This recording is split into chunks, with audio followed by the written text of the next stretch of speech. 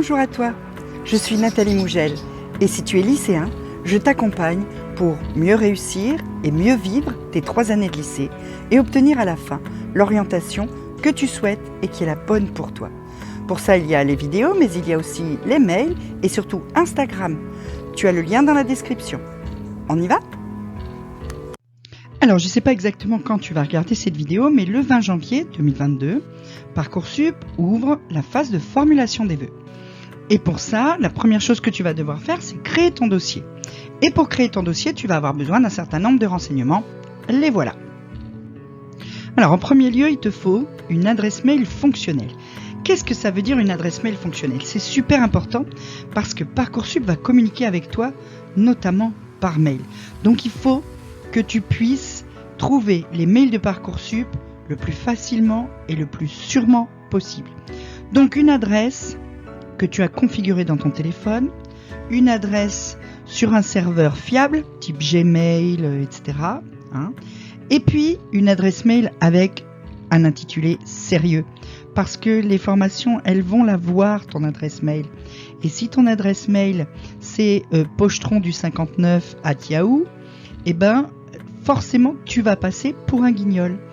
Donc, essaye d'avoir une vraie, belle adresse mail. Tu peux même, si tu le souhaites, en créer une rien que pour ça. Mais il faut que tu saches bien le mot de passe, etc. Ok ? Ensuite, il te faut ton numéro INE. C'est ton numéro d'enregistrement comme élève.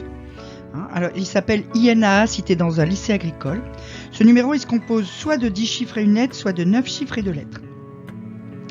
Où tu peux trouver ce numéro ? Ce numéro, tu peux le trouver sur tes bulletins, normalement.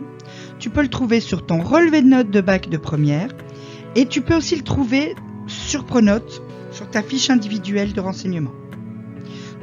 Donc, normalement, tu dois pouvoir le trouver. Il te faut ensuite ton relevé des notes des épreuves anticipées de première.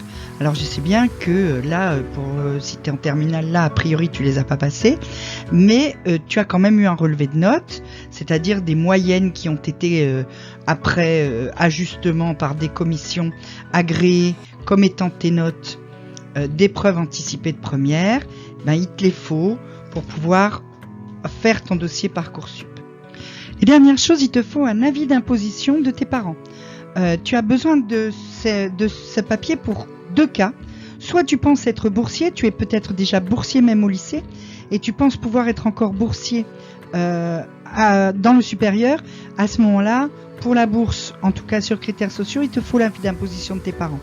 Il te le faut aussi si tu postules pour des classes prépa avec un internat, parce que les places en internat sont attribuées là aussi sur critères sociaux. Donc, pour pouvoir prouver que tu peux y avoir droit, il te faut l'avis d'imposition de tes parents. On va voir encore quelques cas particuliers, parce que tu peux te retrouver à devoir t'inscrire sur Parcoursup alors que tu n'es pas actuellement en terminale. Le premier cas particulier, c'est si tu es étudiant. Tu as eu le bac l'an passé, tu étais étudiant cette année, puis finalement tes études ne te plaisent pas, tu veux te réorienter, ou tu as fait une année de césure, et donc de ce fait, tu dois repasser par la case Parcoursup cette année, alors que tu n'es pas en terminale. Pour pouvoir recréer un dossier Parcoursup, puisque tu es obligé de créer un nouveau dossier, ton dossier 2021 il est clos, donc il est plus valable, tu ne peux pas le reprendre.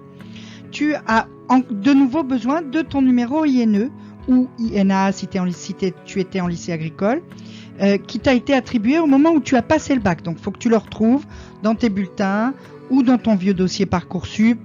Mais il faut que tu recrées un dossier, mais avec le même numéro INE. Je te conseille aussi de garder la même adresse mail, parce que du coup, ça va te permettre de récupérer certains éléments que tu avais pu envoyer l'an passé. Et ça va te permettre de ne pas tout refaire, notamment tout ce qui est profil, etc. Donc, la même adresse mail, le même numéro INAE, mais un nouveau dossier Parcoursup si tu es étudiant cette année et que tu veux te réorienter en passant par Parcoursup pour l'an prochain. 2 autres cas particuliers. Tu n'es pas lycéen parce que tu passes le bac en candidat libre. À ce moment-là, au moment où tu t'es inscrit pour le bac, tu as eu un numéro Océan ou un numéro Cyclades, c'est ce numéro-là qui va te permettre de créer ton dossier Parcoursup. Pour le reste, c'est la même chose que pour les lycéens.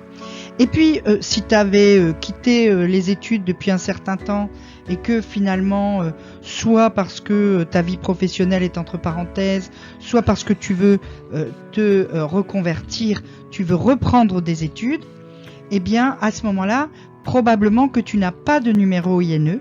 À ce moment-là, il y a une case que tu peux cocher, qui est la case « Je n'ai pas d'INE » et qui va quand même te permettre de te créer un dossier Parcoursup pour essayer d'intégrer la formation de ton choix l'an prochain.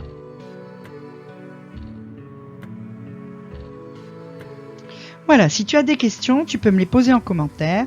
Si tu veux plus de conseils, tu peux t'inscrire à mes mails.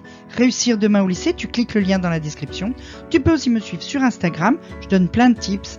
Et puis surtout pour aujourd'hui, un petit pouce bleu, un abonnement et une petite cloche. À bientôt!